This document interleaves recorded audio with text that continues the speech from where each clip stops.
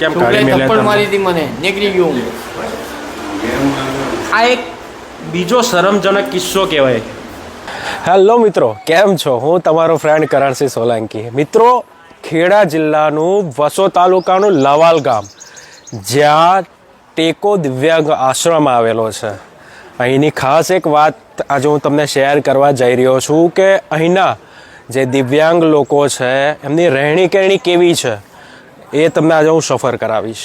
મિત્રો, આજે ટેકો દિવ્યાંગ આશ્રમ જે ખેડા જિલ્લાના વસો તાલુકાના લવાલ ગામમાં આવેલો છે, ત્યાં અહીંયા એક યુનિક ટેલેન્ટેડ દાદા છે, એમને આપણે મળવાના છે.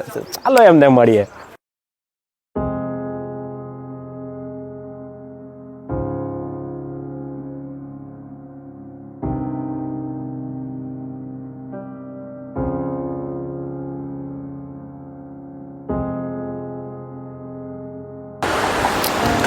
મિત્રો, આ છે આપણા ટેકો દિવ્યાંગ આશ્રમ, જ્યાં એક હોલ છે, સારી એવી સુવિધા છે રહેવા માટે, જે આપ મારી પાછળ જોઈ શકો છો.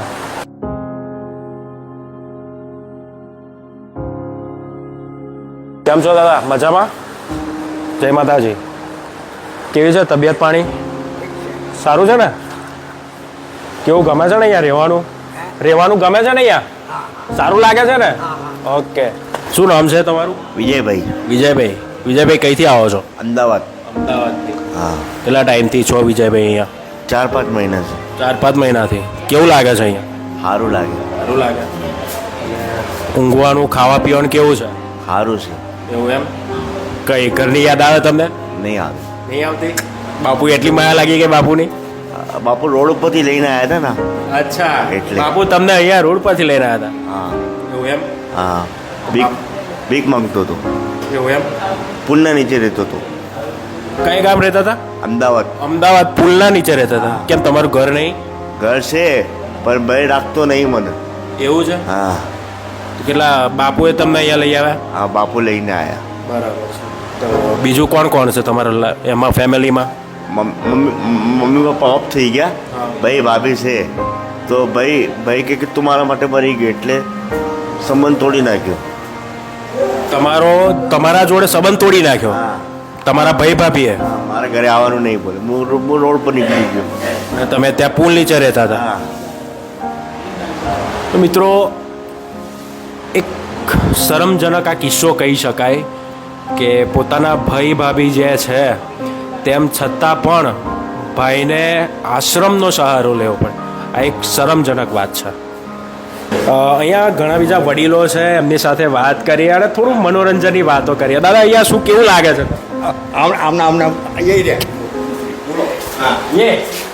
શું નામ છે તમારું? શાંતિલાલ. શાંતિલાલ. શાંતિલાલ. ક્યાંથી આવવાનું? અમદાવાદથી. મૂળ ગામ લુણાવાડા. લુણાવાડા. ગોધરાની પાસે આવ્યું. બરાબર. અને કેટલા ટાઈમથી છો તમે અહીંયા? અહીં 3 મહિનાથી અહીં છું. 3 મહિનાથી અહીંયા છો. અને કેવું લાગે છે? સાચું કહેજો, કેવું લાગે છે? અહીં બધી ઘર કરતાં સુવિધા, ખાવા પીવાની બધી સગવડ મળે. પછી શું જોઈએ? ક્યાં વાત. હવે તમારા ફેમિલીમાં કોઈ ખરું કે તમે એકલા જ છો? એ છોકરા છે, એક છોકરો મરી ગયો. મારું ઊંધું થતું કર્યું. 2 લાખ રૂપિયાનું કરી નાખ્યું મારું. શું વાત? રોડ ઉપર આવીને ચાલતો હતો. હા. સોસાયટીના ચક્કર પડ્યો, મરી ગયો. બરાબર. અને બીજો છોકરો છે, શું કરે? છોકરો ગોળીઓ ખાઈને દાડા કાઢે છે. કેમ, શું થયું છે એમને? પહેલાં દારૂ પીતો હતો. 3 છોકરીઓ ઊંઘે તો સંબંધ બાંધ્યો. હા. તો દારૂમાં વાળ ખરાબ થઈ ગયો. બરાબર. તો વાળ બદલાયો એણે. તો દારૂ પીતો નથી હવે. બરાબર. બધા ધંધા કરી લીધા એણે. કોઈ ધંધો બાકી નથી. તમારે કસાય નહીં? તમારે સેન્ટ્રલ સર્વિસ હતી? આ રેલવે સેન્ટર સાબરમતી. ક્યાં આગળ? સાબરમતી, અમદાવાદ. અમદાવાદ. હા. તે પહેલાં હું ધાંગધ્રા હતો. ધાંગધ્રા. ધાંગધ્રી બદલી થઈને આવ્યો. પહેલાં ગેંગમેનમાં રાખ્યો. ગેંગમેનમાંથી ખલાસીમાં લે. ખલાસીમાં પરીક્ષા આપીને પાસ થયો એટલે પણ સુથારમાં લીધો. સુથારી કામ બધું જાણું છું. બરાબર. કોઈ ધંધો બાકી નથી મારી જિંદગીમાં. બધું જ આવડે છે એવું? ડોલો તગારો બનાવ્યો, બિલ્ડિંગ કર્યું, લવારી કામ કર્યું, કડિયા કામ કર્યું, પૂછવાની કરી. કોઈ ધંધો બાકી નહીં. અને પેન્શન આવે દાદા અત્યારે તમારે? 31,000. અત્યારે હાલમાં પેન્શન આવે? અત્યારે 31,000 પેન્શન આવે. તે પેન્શન કોણ તમારા જોડે તમારા છોકરા જોડે? મારી જોડે ચોપડી મારી કને છે. તો તમારા છોકરા નહીં આપવાના? છોકરાને શું કરે, મને રાખ્યો નહીં પછી શું કરાવું? કે પોતાના ઘરડા બાપને કોઈ કેવી રીતે થપ્પડ મારે? કેમ થપ્પડ કેમ મારી? થપ્પડ એટલા માટે મારી, મેં કહ્યું મને તબિયત સારી નથી, ચક્કર આવે, તું મને દવાખાને લઈ જા. તો કે તમારા માટે દવાખાનું બંધ કરી દઉં, આ દુકાન બંધ કરીને આવું. બરાબર. એની બૈરી ધંધો કરે, છોકરી ધંધો કરે, છોકરો ધંધો કરે, આવ્યો નહીં દવાખાને. બરાબર. શું નામ છે તમારા છોકરાનું? હે, તમારા છોકરાનું નામ શું છે? હેમંત. હેમંતભાઈ. હેમંતભાઈ, આ જરાક જોવા જેવું લાગ્યું મને કે આટલા પ્રાચી જનરલ સ્ટોર છે અમદાવાદમાં, ઢાકણીવાડમાં. એને ભણેલા છે તમારા છોકરા? ભણેલા છે ને. 9 લાખ રૂપિયા આલે એક છોકરાને. મેં 2 છોકરાને 9 લાખ આલે, છોકરીને 2 લાખ આલે. જેમાં એ મારું ઊંધું જતું કર્યું તો છોકરીના 2 પગ પડી ગયા છે આટલેથી. બરાબર.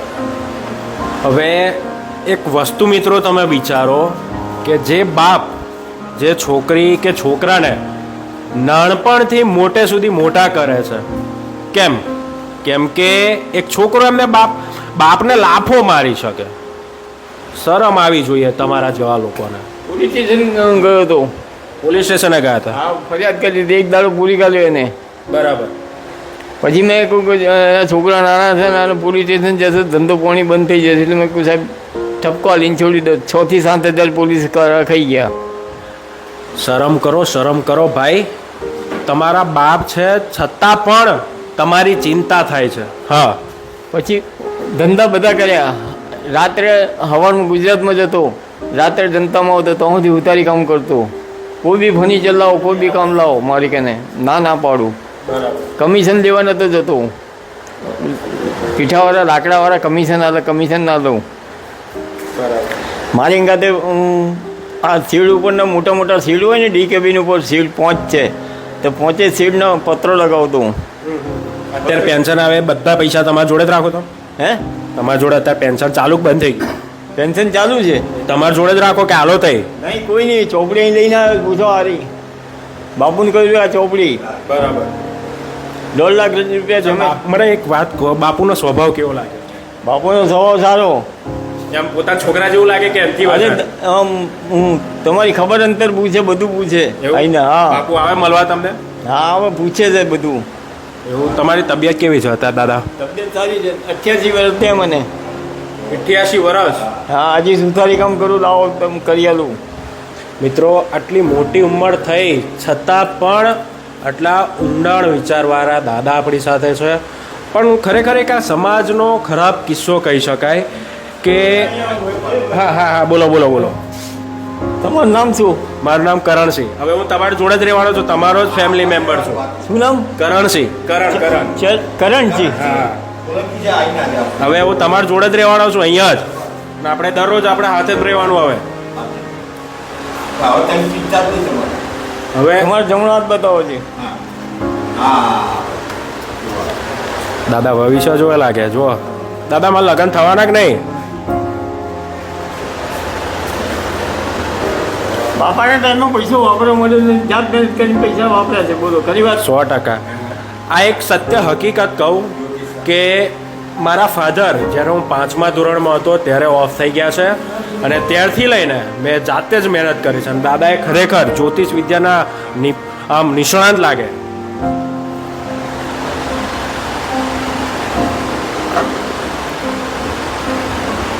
તમારી કાંઈ 4 વ્હીલર હોવું જોઈએ. ખરેખર આ એક સાચી હકીકત કહું મિત્રો, ગયા અઠવાડિયે મેં 4 વ્હીલર ગાડી લીધી છે. દાદા, તમને કેવી રીતના ખબર પડે?